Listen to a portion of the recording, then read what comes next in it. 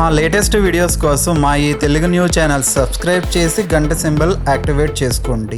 రేపు గురువారం సప్తమి. బీరువా కింద ఈ ఆకును పెట్టండి చాలు. బీరువా మొత్తం నోట్ల కట్టలతో నిండిపోతుంది.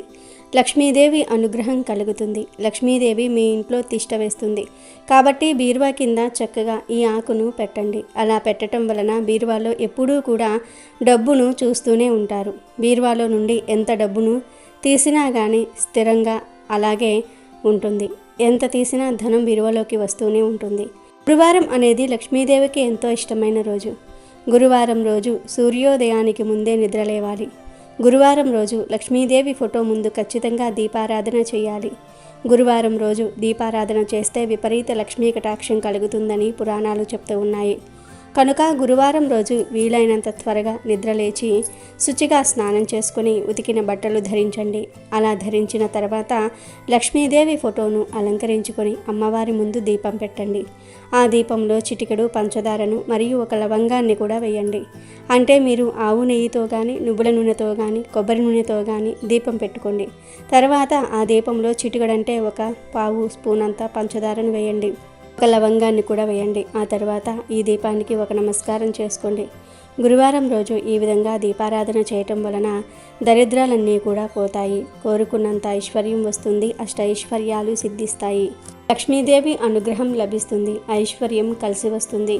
ఇక ఎవరైతే బాగా ధనలాభం కలగాలని కోరుకుంటూ ఉంటారో, బీరువా మొత్తం ధనంతో నిండిపోవాలని అనుకుంటూ ఉంటారో వారు చక్కగా గురువారం రోజు బీరువా కింద ఒక ప్రత్యేకమైన ఆకును పెడితే చాలు. బీరువా మొత్తం ధనంతో నిండిపోతుందని శాస్త్రాలు చెప్తూ ఉన్నాయి. మరి ఆ ఆకు ఏమిటో ఇప్పుడు మనం ఈ వీడియోలో వివరంగా తెలుసుకుందాం. అంతకన్నా ముందు త్రిమూర్తి స్వరూపం గురువు అని తెలియజేసే పవిత్ర కథను విందాం. ఫ్రెండ్స్, అంతకన్నా ముందు కామెంట్ బాక్స్లో ఓం లక్ష్మీ నమో నమః అని కామెంట్ చేయండి. అలాగే ఈ వీడియోకి ఒక లైక్ కొట్టి మా ఛానల్ని సబ్స్క్రైబ్ చేసుకోవటం మర్చిపోవద్దు. పూర్వం ధౌమ్యుడు అనే ఒక ఋషి దగ్గర శిష్యుడిగా చేరడానికి ఉపమన్యుడు వచ్చాడు. భారీ శరీరం గల ఈ పిల్లవాడిని చూసి గురువు జాలిపడ్డాడు. ఈ పిల్లవాడికి శిష్యుడికి ఉండవలసిన లక్షణాలు ఏమీ లేవు. చదువు మీద శ్రద్ధ లేదు. వేదశాస్త్రాలు అర్థం కావు. జ్ఞాపక శక్తి తక్కువ. తిండి మీద ధ్యాస ఎక్కువ. అయితే ఒక సుగుణం ఉంది. అది గురువుగారి మీద గౌరవం. ధౌమ్యుడు ఎంతో సౌమ్యుడు. ఉపమన్యుణ్ణి ఏ రకంగానైనా దారికి తీసుకురావాలనుకున్నాడు. ప్రేమగా దగ్గరకు చేర్చుకున్నాడు. ఆప్యాయతో ఆదరించాడు. గురువు ప్రేమాభిమానాలు ఉపమన్యుణ్ణి ఆకర్షించాయి. దాంతో ఉపమన్యుడు గురువు కోసం ఏదైనా చేయడానికి సిద్ధమై అన్నట్లుగా తయారయ్యాడు. గురువు గారికి ఇది బాగా అర్థమైంది. ఉపమన్యుణ్ణి సరిదిద్దడానికి సరైన సమయం వచ్చిందని తెలుసుకున్నాడు. అసలు ఉపమన్యుడిలో సోమరితనానికి కారణం అతిగా తిండి తినటమేనని గురువు గ్రహించాడు. అమితంగా తినటం వలన తపోగుణం అధికమై ఎప్పుడూ సోమరిగా మత్తుగా నిద్రపోతూ దేని పట్ల ఉత్సాహం లేకుండా ఉన్నాడు. కనుక మొదట అతిగా తినడాన్ని అరికట్టాలి అనే ఒక ఉపాయం ఆలోచించాడు. ఉపమన్యుణ్ణి పిలిచి ఆశ్రమంలోని గోవులను మేతకు అడవికి తీసుకువెళ్ళమని, సాయంత్రం చీకటి పడే సమయానికి తీసుకురమ్మని చెప్పాడు. గురుపత్ని ఉపమన్యుడికి మధ్యాహ్నానికి భోజనం మూటకట్టి ఇచ్చింది. ఉపమన్యుడు భోజన ప్రియుడు. ఎప్పుడూ తిండి మీదే ధ్యాస. బాగా తినటం అలవాటు. గోవులను తోలుకొని పోతూనే దారిలోనే ఆ భోజనం కాస్త తినేసేవాడు.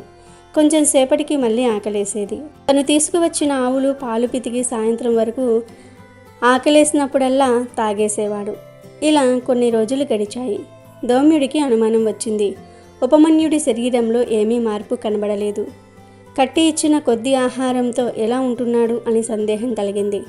దాంతో గురువు ఉపమన్యుణ్ణి పిలిచి, నాయనా, నీకు గురుపత్ని ఇచ్చిన ఆహారం సరిపోతున్నదా? ఆకలితో ఎలా ఉంటున్నావు అని అడిగాడు.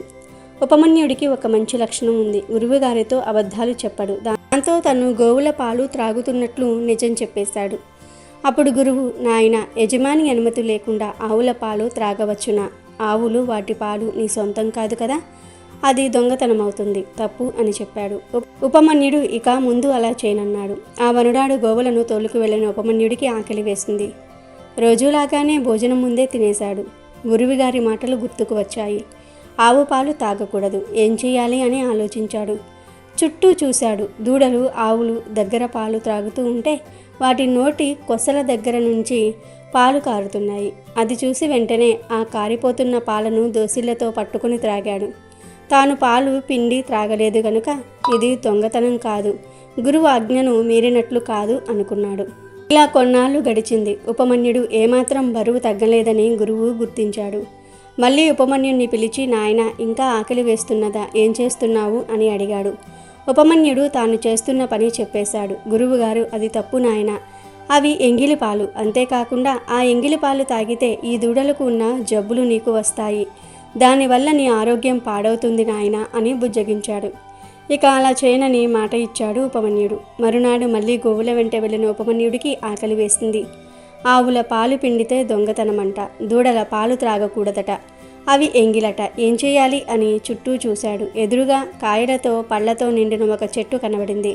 అవి ఏమిటో తెలియదు, కానీ ఆకలి వల్ల ఏదో ఒకటి తినటం అలవాటు కావటం వల్ల ఆ చెట్టు కాయలు తీసుకుని కడుపు నిండా తినేశాడు. అవి పిచ్చికాయలు. పాపం ఉపమన్యుడికి కళ్ళు పోయాయి, గ్రుడ్డివాడైపోయాడు. దారి కనబడక నడుస్తూ ఒక పాడుబడిన బావిలో పడిపోయాడు. రక్షించండి రక్షించండి అని అరవటం మొదలుపెట్టాడు. సాయంత్రానికి ఆవులు వాటంతటా అవే ఆశ్రమానికి తిరిగి వచ్చాయి. కానీ ఉపమన్యుడు తిరిగి రాలేదు. దాంతో ధౌమ్యుడు మిగిలిన శిష్యులతో ఉపమన్యుణ్ణి వెతుక్కుంటూ అడవిలోనికి వెళ్ళారు. వెతకగా ఒకచోట బావిలో నుంచి రక్షించండి అని అరుస్తున్న ఉపమన్యుడు కనిపించాడు. వెంటనే ఉపమన్యుణ్ణి బయటకు తీసి ఆశ్రమానికి తీసుకువెళ్ళాడు గురువుగారు. ఉపమన్యుణ్ణి చూసి జాలి వేసింది. దగ్గర కూర్చోబెట్టుకుని దేవతల వైద్యుడైన అశ్విని దేవతలను ధ్యానించమని మంత్రోపదేశం చేశాడు. ఆ మంత్రాన్ని నేర్చుకొని ఎంతో శ్రద్ధతో ధ్యానం చేయటం మొదలుపెట్టాడు ఉపమన్యుడు. అతని దీక్ష అందరినీ ఆశ్చర్యపరిచింది. అశ్విని దేవతలు ప్రత్యక్షమే ఉపమన్యుడికి దృష్టిని ప్రసాదించారు. తర్వాత ఉపమన్యుడు తన అతి ఆకలి, అతి తిండి ఎంత అనర్థాన్ని తెచ్చిందో తెలుసుకున్నాడు. అతని తిండి అతని భౌతికంగానే కాక మానసికంగా కూడా అంధత్వాన్ని తెచ్చాయి. అజ్ఞానము, మందబుద్ధి అతి తిండి వల్లే కలిగాయి అని గ్రహించి త్వరలోనే మితాహారంతో ఆరోగ్యాన్ని, తెలివితేటలను పెంచుకున్నాడు ఉపమన్యుడు. శరీరం అంతిలావు తగ్గి చురుకుదనం వచ్చింది. ఉపమన్యుడు బ్రహ్మ స్థానంలో ఉండి ఆ పిల్లవాడిలో ప్రేమను, మంచి బుద్ధిని కలిగించాడు. విష్ణు స్థానంలో ఉండి తన సలహాలతో మంచి ఆలోచనలను జాగ్రత్తగా పెంచి పెద్ద చేశారు. అతనిలో ఉన్న దురలవాట్లను ఈశ్వరుడే నశింపచేశాడు. ఆ విధంగా గురువు త్రిమూర్తుల శక్తులతో ఉపమన్యుణ్ణి ఉత్తమ సంస్కారవంతునిగా, విద్యావంతునిగా తయారు చేశాడు. అందుకే గురువుని త్రిమూర్తి స్వరూపం అంటారు. ఆ విషయంలోనికి వస్తే కొంతమంది చాలా కష్టపడి ధనం సంపాదిస్తారు, కానీ ఆ ధనమంతా కూడా ఖర్చయిపోతూ ఉంటుంది. బీరువాలో ఎంత ధనం పెట్టినా కూడా నిలవదు. ఇలా బీరువాలో ధనం నిలవట్లేదని బాధపడేవారు, బీరువాలో ధనం ఎప్పుడూ నిండుగా ఉండాలని కోరుకునేవారు. చక్కగా ఈ గురువారం రోజు ఒక ఆకును బీరువా కింద పెడితే చాలు, లక్ష్మీదేవి మీ ఇంట్లో తిష్ట వేసుకుని కూర్చుంటుందని సిద్ధశాస్త్రం చెప్తుంది.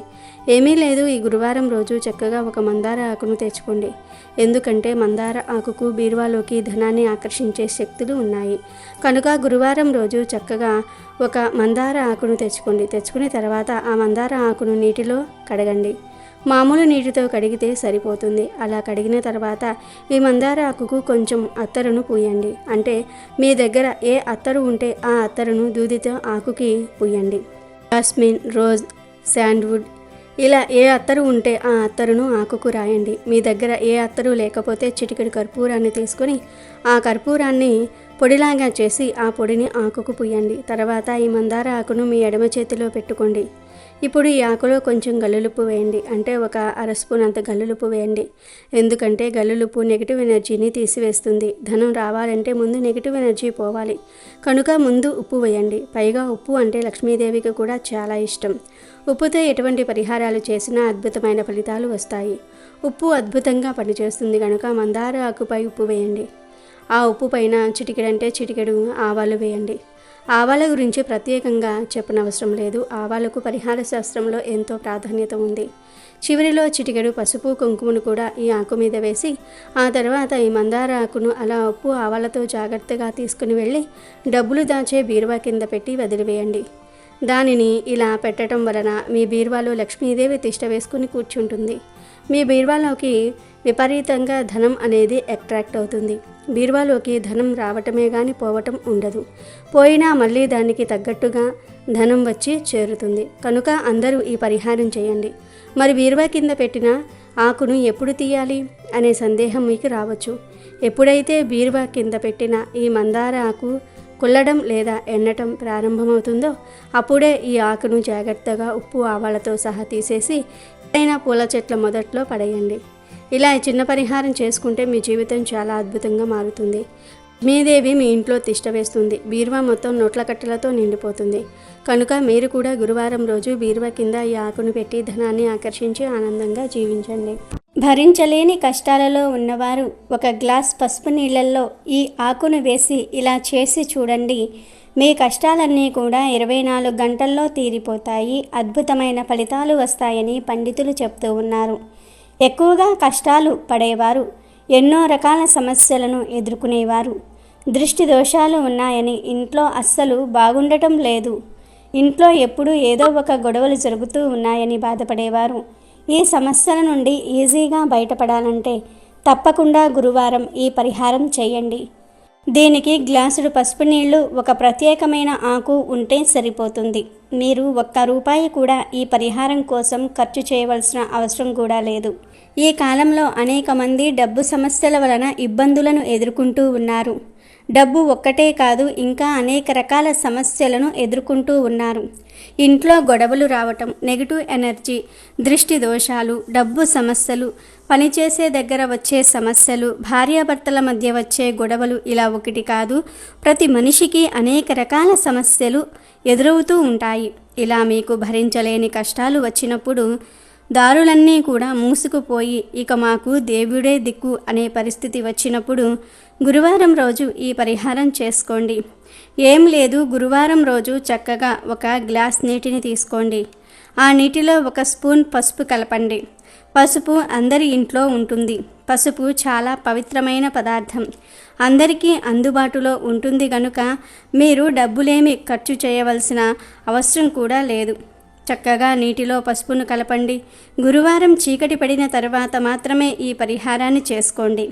పగటి పూట చేయవద్దు. ముందు గ్లాస్ పసుపు నీటిని తీసుకుని దానిలో 1 వేపాకును వేయండి. చాలు, ఒకే 1 వేపాకు చాలు. ఇలా వేపాకు వేసిన తర్వాత ఈ గ్లాస్ పసుపు నీటిని మీ చేతిలో పట్టుకుని ఇంట్లోని ప్రతి గదిలో కూడా ఒక్కసారి తిరగండి.